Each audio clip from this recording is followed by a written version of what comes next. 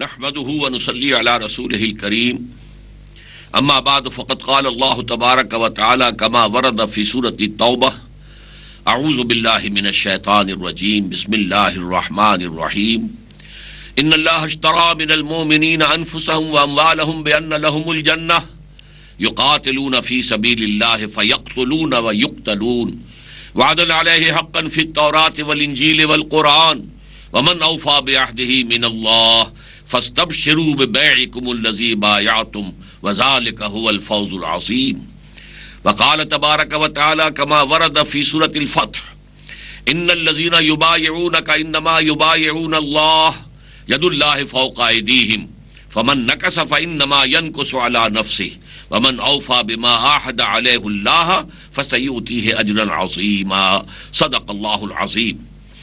وعن الحارث العشري رضي الله تعالى عنه قال قال رسول الله صلى الله عليه وسلم انی آمرکم بخمس بالجماعة والسمع والطاعة والہجرة والجہاد فی سبیل اللہ رواہ الامام الترمذی و امام احمد رحمہم اللہ. وعن عبادة بن الصامت رضی اللہ تعالی عنہ قال بايعنا رسول الله صلى الله عليه وسلم على السمع والطاعة في العسر واليسر والمنشة والمكره وعلى أثرة علينا وعلى لا ننازل أمر أهله وعلى أن نقول بالحق أينما كنا لا نخاف في الله لومة لائم. وكان أصحاب النبي صلى الله عليه وسلم ينشدون في غزوة الأحزاب نحن الذين بايعوا محمدا علی الجہاد ما بقینا ابدا رواہ البخاری رحمہ اللہ. رب اشرح لی صدری ویسر لی امری واحلل عقدۃ من لسانی یفقہوا قولی. معزز ناظرین اور محترم خواتین، السلام علیکم ورحمۃ اللہ وبرکاتہ. یہ بات آپ کے سامنے آ چکی ہے کہ اللہ تعالیٰ نے جو انقلابی مشن محمد الرسول اللہ صلی اللہ علیہ وسلم فداہ آباؤنا و امہاتنا کے حوالے کیا تھا، اس کا پہلا مرحلہ یہ تھا کہ ایک ایسی جماعت تیار ہو جو مضبوط ہو، منظم ہو، جس کا تزکیہ ہو چکا ہو، جس کے رگ و پے میں ایمان سرایت کیے ہوئے، یقین اللہ کا، آخرت کا، رسالت کا، یہ چیزیں جب تک پوری نہ ہوں اور یہ جماعت ایک معتدب تعداد میں نہ ہو، ظاہر بات ہے کہ نظام سے ٹکر مول نہیں لی جا سکتی. جو میں نے شعر آپ کو سنایا تھا کہ با نشہ درویشی در ساز و دمادم زن چو پختہ شوی خدرا بر سلطنت جب زن. پہلے یہ درویشی ہے، دعوت ہے، تبلیغ ہے، تربیت ہے، تزکیہ ہے. ہاں جب تیار ہو جاؤ تو پھر اپنے آپ کو سلطنت جب سے ٹکرا دو. اب آج مجھے آپ سے گفتگو کرنی ہے کہ یہ جماعت جس کو کہ حضور نے قرآن کے مقناطیس کے ذریعے سے کھینچا، پھر ان کا تزکیہ بھی قرآن کے ذریعے سے کیا، یتلو علیہم آیاتہ ویزکیہم، اور پھر ان کو کتاب اور حکمت کی تعلیم بھی دی. یہ 4 جگہ پر قرآن مجید میں جو یہ مضمون آیا ہے وہ میں آپ کے سامنے لا چکا ہوں. تو اس جماعت کو منظم کس بنیاد پر کیا؟ اس جماعت کا ڈسپلن کیا تھا؟ دیکھیے، اس جماعت کی تنظیم کی بنیاد تھی نبی اکرم صلی اللہ علیہ وسلم کے دعوی نبوت اور رسالت کو تسلیم کر لینا. جب کسی نے یہ مان لیا کہ آپ اللہ کے نبی اور رسول ہیں، اور آپ تو اپنی طرف سے کوئی بات نہیں کہتے، اللہ کی طرف سے کہتے، وما ينطق عن الهوى ان هو الا وحی یوحى، تو اس کے آگے تو اطاعت، سر اطاعت خم کرنا ہی کرنا ہے، سر تسلیم خم کرنا ہی کرنا ہے. وما ارسلنا من رسول الا لیطاع باذن اللہ، ہم نے نہیں بھیجا کسی رسول کو مگر اس لیے کہ اللہ کے حکم سے اس کی اطاعت کی جائے.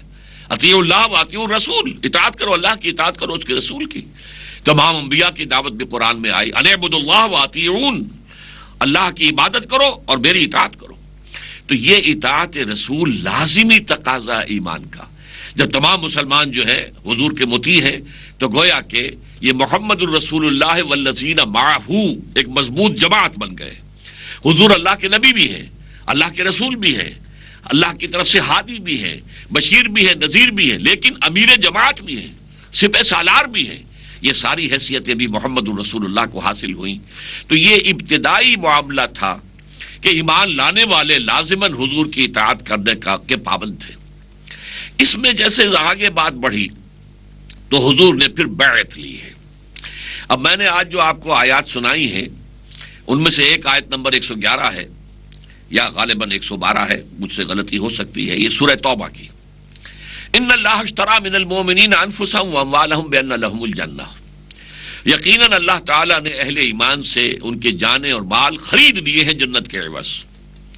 یہ قیمت بعد میں دی جائے گی، اور یہاں تمہیں اپنی جان اور مال کھپا دینی ہے اللہ کے دین کو غالب کرنے کی جد و جہد میں، اور تم اگر ایمان لائے ہو تو یہ سودا ہو چکا۔ تو یہ جنت کے عوض تمہاری جانیں اور تمہارے مال اب اللہ کے ہاں فروخت ہو گئی۔ جب فروخت ہو گئی تو گویا کہ امانت ہے، امانت آپ کے پاس ہے، تو اللہ جب مانگے حاضر کر دو، جب مال کا تقاضا ہو پیش کر دو، جب جان دینے کا وقت آئے جان دے دو۔ اسی لیے اسی بنا پر یقاتلون فی سبیل اللہ فیقتلون ویقتلون، اسی معاہدے، اسی بیع و شرع پر، اس کی بنیاد پر وہ اللہ کی راہ میں قتال کر رہے ہیں، اور قتل کرتے بھی ہیں، قتل ہوتے بھی ہیں۔ غزوہ بدر میں 70 قرشی سردار بڑے بڑے مارے گئے، واصل جہنم ہوئے، لیکن 14 صحابہ کرام بھی شہید ہو گئے۔ غزوہ احد میں بعض صحابہ کی غلطی کی وجہ سے جو فتح آ چکی تھی، مل چکی تھی، وہ عارضی شکست میں بدل گئی، 70 صحابہ شہید ہو گئے۔ یہ تو ہوگا، یقتلون و یقتلون۔ اب اس کے بعد ری ایشورنس دیکھیے کتنے زور کے ساتھ کر رہے ہیں، وعدن علیہ حق فی التوراۃ والانجیل والقرآن۔ چونکہ یہ جو بیع ہے، یہ بیع ایسی ہے کہ ادھار کا سودا ہے، جان یہاں دو، مال یہاں دو، جنت تو آخرت میں ملے گی۔ ادھار کے سودے پر کچھ نہ کچھ انسان کے دل میں دغدغہ رہتا ہے، یہ سارا کچھ میں تو دے دوں، پتہ نہیں وہ ملے گی قیمت کے نہیں ملے گی۔ اس اعتبار سے جو انسان کے اندر کچھ پس و پیش آتی ہے، جو دغدغہ آ جاتا ہے، جو وسوسہ آ جاتا ہے، اس کے لیے فرمایا وعدن علیہ حقا فی التوراۃ والانجیل والقرآن۔ یہ تو اللہ نے 3 مرتبہ وعدہ کیا ہے، یہ وعدہ اللہ نے تورات میں کیا، انجیل میں کیا، قرآن میں کیا، 3 مرتبہ اللہ کا وعدہ ہے۔ ومن اوفی بعہدہ من اللہ، اللہ سے بڑھ کر اپنے عہد کا وفا کرنے والا کون ہوگا؟ فاستبشروا ببیعکم الذی بایعتم بہ۔ اب یہاں بیع کا لفظ سمجھ لیجئے، بیچنا۔ تم نے جو خرید و فروخت کا معاملہ اللہ کے ساتھ کیا ہے، اللہ نے خریدا، تم نے بیچ لیا، جان اور مال۔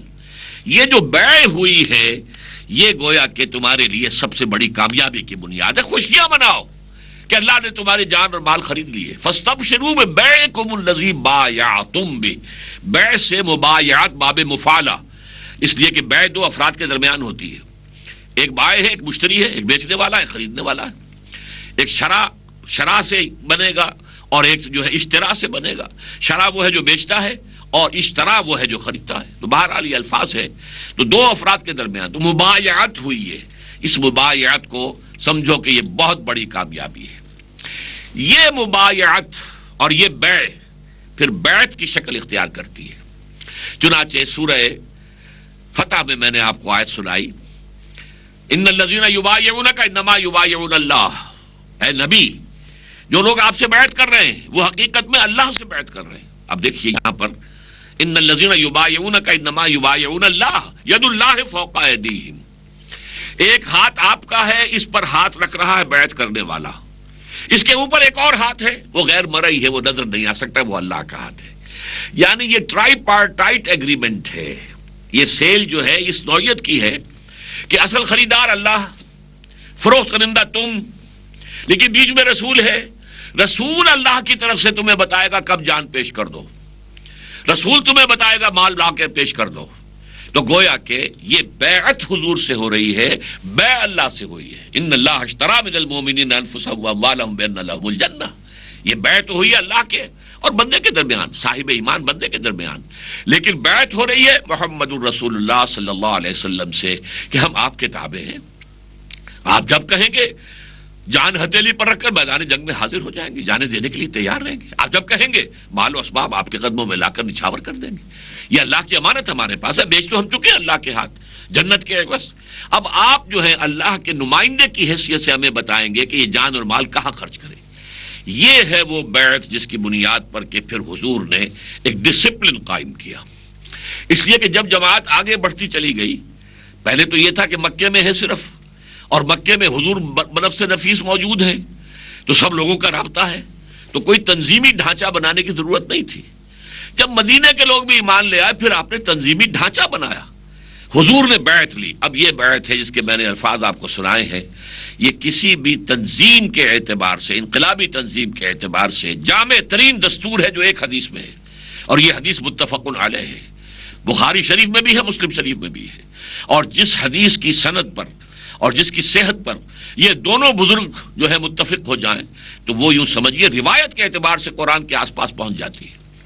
حضرت عبادہ ابن ثابت رضی اللہ تعالی عنہ ہیں جو بیعت عقبہ اولا بیعت عقبہ ثانیہ دونوں میں شریک تھے. وہ فرماتے ہیں بایعنا رسول اللہ صلی اللہ علیہ وسلم، ہم نے بیعت کی تھی اللہ کے رسول سے. کس بات کی؟ علی السمع، آپ کا ہر حکم سنیں گے، والطاعت، اطاعت کریں گے، فی العسر، مشکل میں بھی، والیسر، آسانی میں بھی، والمنشط، اگر طبیعتیں آمادہ ہوں گی تب بھی، والمکرہ، اپنی طبیعتوں پر جبر کرنا پڑا تب بھی، وعلی اثرۃ علینا، اور اس کے باوجود کہ آپ دوسروں کو ہم پر ترجیح دے دیں. ہم کبھی یہ نہیں کہیں گے ہم آپ کے پرانے خادم ہیں، آپ نے ایک نیو کمر کو، نو وارد کو ہم پر امیر کیسے بنا دیا. نہیں، it will be your prerogative, یہ آپ کا اختیار ہوگا، جس کو چاہے امیر بنائیں، اور جس کو آپ امیر بنا دیں گے اس سے ہم جھگڑیں گے نہیں. اس لیے کہ اب تو برانچنگ ہوگی نا. ایک تو ہے امیر اعلیٰ سب سے اوپر، اس کے بعد جو ہے کسی علاقوں کے امیر ہوں گے، کسی شہر کا امیر ہے، کسی اس شہر کے اندر جو چھوٹے محلے ہیں ان کے امیر ہے.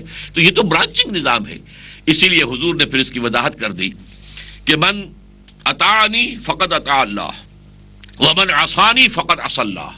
جس نے میری اطاعت کی اس نے اللہ کی اطاعت کی، اور جس نے میری نافرمانی کی اس نے اللہ کی نافرمانی کی. ومن اطاع امیری فقد اطاعنی ومن عصى امیری فقد عصانی. اور جس نے میرے مقرر کردہ امیر کی اطاعت کی اس نے گویا میری اطاعت کی، اور جس نے میرے مقرر کردہ امیر کی نافرمانی کی اس نے گویا میری نافرمانی کی. یہ ہے وہ سمع و طاعت، لسن اینڈ اوبے. فاسمعوا واطیعوا، قرآن مجید میں بار بار آتا ہے، اذ قلتم سمعنا واطعنا. یہ اطاعت کیسی ہوتی ہے کہ محض سننے پر اطاعت جو ہے لازم ہو جائے. ایک اطاعت یہ ہوتی ہے کہ میں نے سنا، اچھا جی مجھے بتائیں آپ یہ کیوں آپ حکم دے رہے ہیں، اس کی مصلحت کیا ہے، کیا اس میں فائدہ ہوگا، میرے شکوک و شبہات ہیں ان کو دور کریں. نہیں، لسن اینڈ اوبے. جیسے کہ انگریزی کی ایک نظم تھی، charge of the light brigade.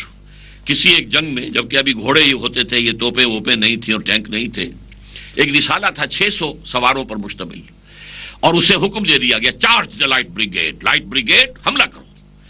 اب اس لائٹ بریگیڈ کو معلوم تھا cannons to right of them, cannons to left of them, cannons in front of them, volleyed and thundered, کہ توپیں نصب ہیں داہنی طرف بھی، توسیں نصب ہیں بائیں طرف بھی، توپیں نصب ہیں سامنے بھی، اور وہ ان کے اندر سے جو ہے آگ نکل رہی ہے، اگل رہے ہیں آگ، اور وہ جو ہے تھنڈرڈ، وہ بڑی گرج رہی ہے، گرج کے ساتھ گولے پھینک رہی ہیں. تو سم ون ہیز بلنڈرڈ، یہ تو کسی نے غلط حکم دیا ہے ان حالات میں آگے حملہ کرنا. لیکن not to reason why, there's but to do and die. لیکن ان فوجیوں کا کام یہ نہیں تھا کہ چونو چرا کریں، کیوں کیسے کیسے دے دیا، نہیں. ان کا کام یہ تھا جو حکم ہوا ہے اس کو پورا کریں، اور مرتے ہیں تو مر جائیں. To do and die. So into the valley of road this said. لہذا اس حکم کے کر وہ 600 کے 600 سوار جو ہیں موت کی وادی میں اتر گئے، ختم ہو گئے. یہ فوج listen and obey، فاسمعوا واطیعوا. اور اس کے لیے اب آپ کو بتا ہوں ایک چھوٹی حدیث. حضور فرماتے ہیں انی آمرکم بخمس، لوگوں میں تمہیں 5 باتوں کا حکم دے کر جا رہا ہوں. اللہ امرنی بہن، اللہ نے مجھے ان کا حکم دیا ہے. یعنی سے نہیں کہہ رہا، حالانکہ حضور کو حق تھا اپنی طرف سے بھی کہہ سکتے تھے، اور وہ آپ کا حکم بھی واجب الاذعان اور واجب الاطاعت ہوتا، لیکن آپ نے مزید تاکید کے لیے انی آمرکم بخمس بہن، 5 باتوں اور اللہ نے مجھے ان کا حکم دیا ہے. بالجماعت، جماعت کی شکل میں رہو، منظم. سمع، امیر کا حکم سنو. والطاعت، اس کی اطاعت کرو بے چونو چرا. اور والجہاد والہجرت والجہاد فی سبیل اللہ، اور اس نظم جماعت کے تحت ہجرت کرو اور جہاد کرو. اب ہجرت کیا ہے اور جہاد کیا ہے، اس کی منزلیں ہیں. ہجرت کا آغاز کیا ہو جائے گا؟ حضور سے پوچھا گیا ای الہجرت افضل یا رسول اللہ، اے اللہ کے رسول تو یہ فرمائیے کہ سب سے افضل ہجرت کون سی ہے؟ آپ نے فرمایا ان تہجر ما کرہ ربک، ہر اس چیز کو چھوڑ دو جو تمہارے رب کو پسند نہیں.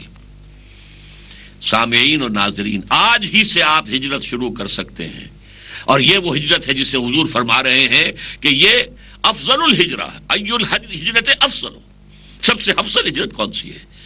حرام چیزوں کو چھوڑو، غلط چیزوں کو چھوڑو، یہ ہجرت آج رات شروع کیجئے. البتہ پھر اس کی منزلیں ہیں. ایک منزل وہ آئے گی جب کفر کے ساتھ باقاعدہ مقابلہ شروع ہو جائے گا، پھر جنگیں ہوں گی، جنگوں کا آغاز ہوگا، تو پھر ہجرت فرض کر دی جائے گی کہ اب آؤ اپنے گھر باہر چھوڑو، اپنے بچوں کو آل اولاد کو چھوڑو، آؤ اپنے آباء و اجداد کی سرزمین کو چھوڑو اور آؤ تاکہ ساری قوت ایک جگہ پر مرکز کے تابو پر جمع ہو جائے، ایک بیس ساری طاقت آ جائے اور پھر کفار کیا جا سکے۔ وہ ہجرت فرض تھی، یہ ہجرت ہے چوٹی کی ہجرت۔ اعلیٰ ہجرت یہ ہے، افضل ہجرت وہ ہے وہاں سے یہاں تک ہجرت کا ہے۔ اسی طرح پوچھا گیا ای الجہاد افضل ہو یا رسول اللہ، کہ رسول سب سے افضل جہاد کون سا ہے؟ بنیاد کیا ہے جہاد کی؟ ان تجاہد نفسک فی طاعت اللہ، کہ تم اللہ کے اطاعت کے لیے اپنے نفس کے خلاف جہاد کرو۔ نفس کچھ اور کہہ رہا ہے، کوئی حرام چیز طلب کر رہا ہے، کوئی غلط بات کہہ رہا ہے، لہذا کوئی لذت ایسی چاہتا ہے کہ جو اللہ کے نزدیک حرام ہے، اس سے لڑو اپنے نفس سے اور اسے اللہ کی اطاعت کا پابند خوگر بناؤ۔ یہ جہاد، یہ افضل الجہاد ہے۔ بلکہ ایک حدیث میں آتا ہے المجاہد من جاہد نفسہ، اصل مجاہد تو ہے ہی وہ جس نے کہ اپنے نفس سے جہاد کیا ہو۔ لیکن اس سے اوپر جا کر وہ آخری جہاد قتال فی سبیل اللہ ہے۔ ان اللہ یحب الذین یقاتلون فی سبیل اللہ کانہم بنیان مرصوص، ایسی صفیں باندھ کر گویا کہ سیسا پلائی ہوئی دیوار ہے، وہ اللہ کی راہ میں قتال، اللہ کی راہ میں جنگ کرتے ہیں۔ یقاتلون فی سبیل اللہ فیقتلون ویقتلون، اللہ کی راہ میں قتال کرتے ہیں، قتل کرتے بھی ہیں، قتل ہوتے بھی ہیں۔ یہ ٹاپ کا قتال جہاد ہے۔ لیکن جہاد شروع کہاں سے ہو گیا؟ کہ ان تجاہد نفسک فی طاعت، اس بدرجہ بڑھانا اس جماعت کا کام ہوگا۔ وہ جو ہے اپنے امیر کے زیر نگرانی ان مراحل کو طے کرے گی، اور بالآخر وہ وقت آئے گا کہ پھر صرف جہاد بمانی کوشش کے نہیں رہ جائے گا، بلکہ قتال شروع ہوگا، جہاں پہ آپ کو معلوم ہے کہ جان ہتھیلی پر رکھ کر میدان میں آنا ہوگا۔ اور وہ تو ضروری، پھر تو ہاتھ بھی، کسی کا بازو اڑ جائے گا، کسی کی ٹانگیں اڑ جائیں گی۔ وہ جو زخمی ہوئے تھے غزوہ بدر میں، جو بعد میں شہید ہو گئے اور ان کا انتقال ہو گیا مدینے جاتے ہوئے، ان کی ایک ٹانگ اڑ گئی تھی، ٹانگ کے اوپر تلوار لگی ہے، لنگڑے ہو گئے، گر گئے۔ اور اب ان کا جو مقابلہ کرنے والا کافر تھا، ولید بن عتبہ، وہ اب ہلاک کرنے والا ہی تھا کہ حضرت علی نے آ کر اس کا جو ہے اس کو ہلاک کر دیا، تو جان تو بچ گئی لیکن ٹانگ اس کی کٹ گئی تھی۔ وہ بعد میں جو ہے ان کا انتقال بھی ہو گیا۔ تو یہ ساری چیزیں جو ہیں یہ نظم جماعت کے تحت ہیں۔ نظم جماعت کو ذرا سا توڑ دیا تھا 35 حضرات نے غزوہ احد میں۔ 35 حضرات، حضور نے کہا تھا تم اس درے سے نہ ہٹنا، 50 افراد تیر انداز۔ آپ کو اندیشہ تھا کہ ایسا نہ وہ پشت پر کہ دشمن آ کر بھی حملہ آ جائے، ہم تو پھر 2 چکی کے پاٹوں کے اندر پس جائیں۔ تو چاہے تم یہ دیکھو کہ ہم سب ہلاک ہو گئے اور ہماری بوٹیاں نوچ نوچ کر پرندے کھا رہے ہیں، تب بھی تم یہاں سے نہ ہلنا۔ لیکن اللہ نے جب فتح دے دی تو بہت سے لوگوں نے کہا اب تو فتح ہو گئی، حضور نے تو شکست کے ضمن میں کہا تھا نا، اب تو فتح ہو گئی، چلو یہاں سے۔ لوکل کمانڈر روکتے رہ گئے، مت جاؤ مت جاؤ مت جاؤ، لیکن 50 میں سے 35 حضرات نے ان کی نافرمانی کی اور چلے گئے۔ اب اللہ نے سزا دی، اور پھر وہ جو فتح جو حاصل ہو گئی تھی وہ عارضی طور پر شکست میں تبدیل ہو گئی۔ 70 صحابہ پھر شہید ہوئے، حضرت حمزہ بھی ان میں ہیں، مصعب بن عمیر بھی ہیں، خود حضور شدید زخمی ہوئے، آپ کا اتنا خون بہ گیا کہ آپ کمزوری کے باعث جو ہیں بے ہوش ہو گئے، تو خبر اٹھ گئی کہ آپ شہید ہو گئے۔ تو نظم کی یہ اہمیت ہے۔ اللہ چاہتا تو کنڈون کر دیتا، کوئی بات نہیں، چلو ان سے غلطی ہو گئی ہے لیکن ان کی فتح کو شکست میں نہ بدلو، لیکن نہیں، اللہ نے کہا کہ ان کی تربیت ہونی چاہیے، آگے اس سے بڑے بڑے مراحل آ رہے ہیں۔ اگر یوں ان کی غلطیوں کو کنڈون کر دیا گیا تو آگے اصلاح کیسے ہوگی؟ تو اللہ تعالیٰ نے فرمایا وَلَقَدْ صَدَقَكُمُ اللَّهُ وَعْدَهُ إِذْ تَحُسُّونَهُم بِإِذْنِهِ، سورہ آل عمران میں۔ دیکھو تم ہمیں دوش نہیں دے سکتے، اللہ نے تو تم سے اپنا وعدہ پورا کر دیا تھا جبکہ تم انہیں گاجر مولی کی طرح کاٹ رہے تھے، اللہ نے تمہیں فتح دے دی تھی۔ حتیٰ اذا فشلتم وتنازعتم فی الامر وعصیتم من بعد ما اراکم ما تحبون، یہاں تک کہ جب تم ڈھیلے پڑ گئے، نظم ڈھیلا کر دیا، معاملے کے اندر جھگڑا کیا، اپنے امیر کی بات نہیں مانی، اور جو چیز تمہیں فتح جو محبوب ہے وہ نظر آ گئی تو تم نے ڈسپلن جو ہے توڑ دیا۔ اس کے بعد پھر اللہ نے تمہیں سزا دی ہے۔ تو یہ ڈسپلن در حقیقت بیعت کی بنیاد پر قائم ہوا۔ اب آخری میں اس کا آپ کے سامنے نقشہ پیش کرنا چاہتا ہوں۔ جب غزوہ احزاب ہو رہا تھا اور یہ بڑا کڑا وقت تھا، 12,000 لشکر مدینے کے گرد، مدینے کی کل آبادی ہوگی 2,500-3 ہزار، یہ 12,000 کا لشکر جب آیا ہے اور اس نے گھیر لیا، باہر سے رسد بند، فاقے پر فاقے، اور اس وقت جو ہے ہنالک ابتلی المؤمنون وزلزلوا زلزالا شدیدا، سورہ احزاب میں فرمایا اس وقت اہل ایمان کا پورا امتحان ہو گیا اور وہ جھنجھوڑ ڈالے گئے۔ چنانچہ جو منافق تھے ان کا نفاق ان کی زبانوں پر آ گیا، ما وعدنا اللہ رسولہ الا غرورا، ہم سے اللہ اور اس کے رسول نے جھوٹے وعدے کیے، ہمیں دھوکے دکھائے، سبز باغ دکھائے، ہم سے کہا تھا کہ قیصر و کسریٰ کی سلطنتیں اور ان کے خزانے تمہارے قدموں میں ہوں گے، اور آج ہمارا حال یہ ہے کہ ہم باہر جا کر رفع حاجت نہیں کر سکتے، ہمارے پاس کھانے پینے کو کچھ نہیں ہے۔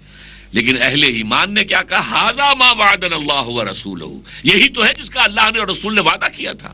اللہ نے تو شروع میں فرما دیا تھا وَلَنَبْلُوَنَّكُمْ بِشَيْءٍ مِّنَ الْخَوْفِ وَالْجُوعِ وَنَقْصٍ مِّنَ الْأَمْوَالِ وَالْأَنفُسِ وَالثَّمَرَاتِ، ہم لازماً تمہیں آزمائیں گے بھوک سے اور نقص سے، جان و مال کے نقص سے، اور تمام اپنی محنتوں کے ثمرات کے ضائع ہونے سے اپنی نگاہوں کے سامنے دیکھو گے، اور اس میں آزمائیں گے۔ اور بشارت تو انہی صابرین کے لیے ہے کہ جب بھی کوئی مصیبت آئے وہ کہیں انا للہ و انا الیہ راجعون، ہم اللہ ہی کے ہیں، جو اللہ ہمارے ساتھ کرتا ہے ہمیں تو کہ جو بھی ہر چساقی ماریخ تعین الطافس، جو اللہ کی طرف سے آتا ہے اس کی مہربانی۔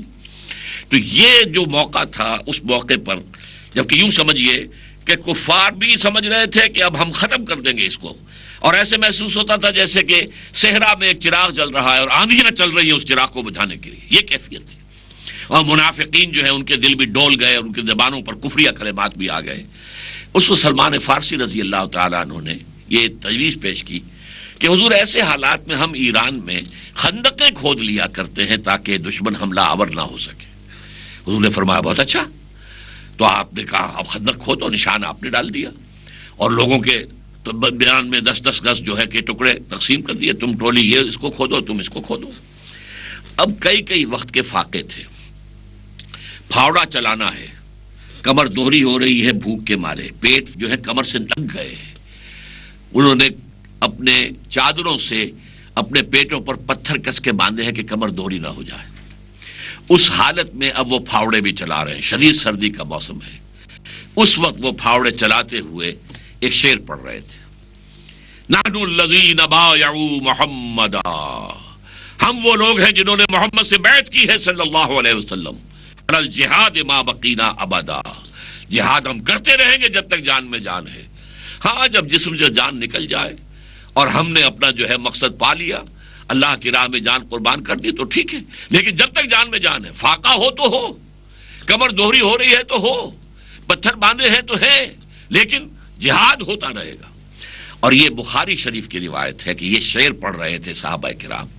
اور ایک اور شعر بھی آتا ہے کہ جس میں صحابہ کہتے تھے اللہم لا عیش الا عیش الآخرہ، اے اللہ زندگی تو آخرت کی زندگی، دنیا کی زندگی تو کچھ نہیں ہے، یہ تو کچھ بھی نہیں ہے، ویسے بھی کسی بھی وقت اچانک بھی ختم ہو سکتی ہے، تو اب ختم ہو جائے، اللہ کی رضا کے لیے ہم اپنی جانیں دے دیں۔ اللہم لا عیش الا عیش الآخرہ، وہ تو صحابہ کہتے تھے، اور حضور کیا کہتے تھے؟ فاغفر الانصار والمہاجرہ، اے اللہ ان انصار اور مہاجرین کی جماعت کی مغفرت فرما دے۔ یہ ہے وہ نظم، یہ ہے وہ ڈسپلن، یہ ہے در حقیقت وہ جو آپ نے منظم جماعت کی شکل دی ہے۔ اور سمجھ لیجئے کہ کبھی بھی انقلاب ایک نہایت منظم جماعت کے بغیر نہیں آ سکتا، جس میں ایک امیر کی اطاعت ہو، مشورہ دیا جائے، مشورہ صحابہ دیتے تھے، کبھی کبھی حضور اپنی رائے پیچھے ڈال کر اور صحابہ کی رائے پر فیصلہ دے دیتے تھے، دل جوئی کے لیے کہ میرے صحابہ یہ سمجھے کہ ہماری رائے کی بھی کچھ قدر ہے۔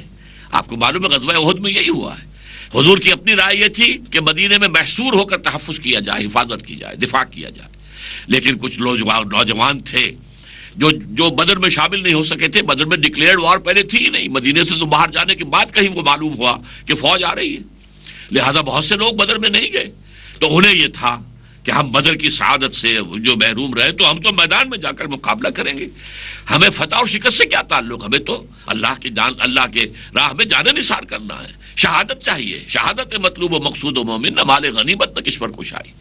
تو حضور نے جب ان کا جوش و خروش دیکھا تو آپ نے فیصلہ کر دیا ٹھیک ہے کھلے میدان میں جا کے مقابلہ کریں گے۔ پھر آپ اپنے حجرے میں گئے، زرہ پہن کر آئے باہر، لوگوں نے سمجھا کہ یہ معاملہ کچھ خطرناک ہے، پھر انہوں نے کہا بھی کہ حضور آپ اپنی رائے پر جو چاہیں عمل کر لیں، ہم اپنی رائے واپس فرمان نہیں، نبی کو یہ زیب نہیں دیتا کہ ہتھیار لگانے کے بعد اتار دے۔ بہرحال مقابلہ ہوا، حضور نے اپنی رائے پر اپنے ساتھیوں کی رائے کو ترجیح دے دی۔ تو یہ معاملہ جو ہے کہ دل جوئی کے لیے، لیکن آخری فیصلہ رسول کا ہوتا ہے، امیر کا ہوتا ہے، جو فیصلہ وہ کرے گا۔ اب بھی کوئی امیر ہوگا اگر اس کی قیادت میں یہی جہاد ہو اور یہی قتال ہو تو اس امیر کا حکم واجب الاطاعت واجب الاذعان ہوگا. مشورہ دینا یہ دوسری بات ہے. مشورہ دے کر آپ فارغ، آپ نے اپنا فرض ادا کر دیا، اس کے بعد فیصلہ وہ امیر کے ہاتھ میں ہے. اللہ تعالی ہمیں توفیق دے کہ نبی اکرم صلی اللہ علیہ وسلم کے مشن کو آگے جاری رکھنے کے لیے اور اس کی تکمیل کے لیے اسی طور سے تن من دھن ہم بھی وقف کر دیں جیسے کہ صحابہ کرام رضوان اللہ تعالی علیہم اجمعین نے کیے تھے. اقول قولی ھذا واستغفر اللہ لی ولکم ولسائر المسلمین والمسلمات.